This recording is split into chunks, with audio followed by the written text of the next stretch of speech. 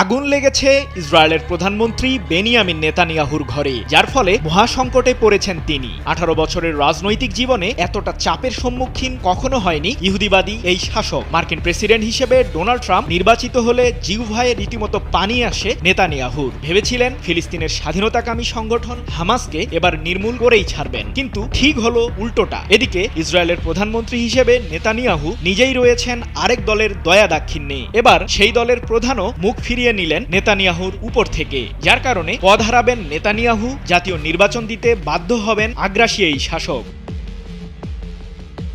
ফিলিস্তিনের গাজা উপত্যকায় হামাসের সাথে 42 দিনের শান্তি চুক্তিতে ইসরায়েলের প্রধানমন্ত্রী নেতানিয়াহু। এরই মধ্যে শান্তি চুক্তিতে থাকা শর্ত মেনে কাজ শুরু করেছে দুই পক্ষ।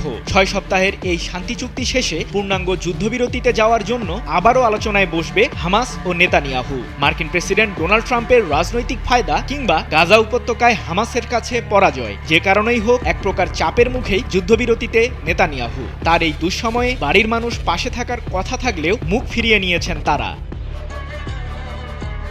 হামাস ও লেবাননের সশস্ত্র গোষ্ঠী হিজবুল্লাহর বিরুদ্ধে যুদ্ধে লড়তে ইসরায়েলের হয়ে ময়দানে সবচেয়ে বেশি পেশি শক্তি দেখিয়েছিলেন নেতানিয়াহুর ঘনিষ্ঠ ও দেশটির সামরিক বাহিনীর chief of staff Herzi Halevi. কিন্তু হামাসের সাথে যুদ্ধবিরতিতে যাওয়ায় এক প্রকার লজ্জায় ইসরায়েলের সামরিক বাহিনী থেকে পদত্যাগ করেছেন হারজি হালেভি। এদিকে ইসরায়েলের সামরিক বাহিনীর গোয়েন্দা বিভাগের প্রধান আহারন হালিভাও করেছেন পদত্যাগ, যার ফলে মাথা থেকে ছাদ সরে যাওয়ার উপক্রম নেতানিয়াহুর।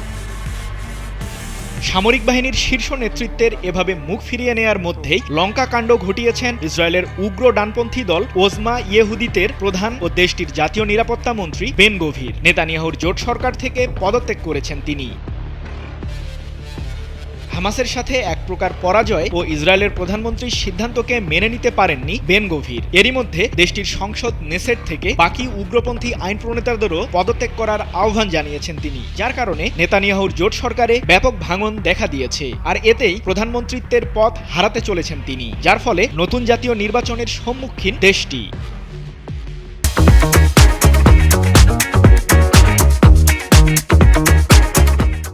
অন্যদিকে ইসরায়েলের সামরিক বাহিনীর মধ্যেও চলছে ব্যাপক উস্কানি। দেশটির সেনাবাহিনীর রিজার্ভ ফোর্সের প্রধান জেনারেল আইজ্যাক বারাক দেশজুড়ে গৃহযুদ্ধের শঙ্কা প্রকাশ করেছেন। তার দাবি, নেতানিয়াহু হামাসের বিরুদ্ধে যুদ্ধ যদি চালিয়েও যেত, তবুও জয় ছিনিয়ে আনতে পারত না আগ্রাসী এই শাসক।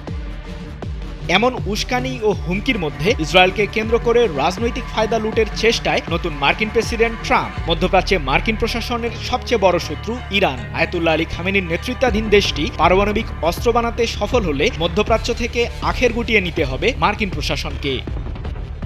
ইরানকে দমাতে এবং সৌদি আরব সহ তেল সমৃদ্ধ দেশগুলোর সাথে ইসরায়েলের সম্পর্কে প্রাণ ফেরাতে হামাসের সাথে যুদ্ধবিরতি ছিল ট্রাম্পের প্রধান হাতিয়ার। ফিলিস্তিনে নেতানিয়াহু যাতে আর কোনো সংঘাতে না জড়ায় সে নির্দেশনাও দিয়েছেন মার্কিন নতুন প্রেসিডেন্ট। তবে নিজেকে শান্তি প্রতিষ্ঠার দূত আখ্যা দিলেও যুদ্ধবিরতি নিয়ে শঙ্কাও জানিয়েছেন যুক্তরাষ্ট্রের ৪৭তম প্রেসিডেন্ট ট্রাম্প। বলেছেন, এটা আমাদের যুদ্ধ নয়, তাদের যুদ্ধ। সৃজন মাহমুদ, নিউজ 24।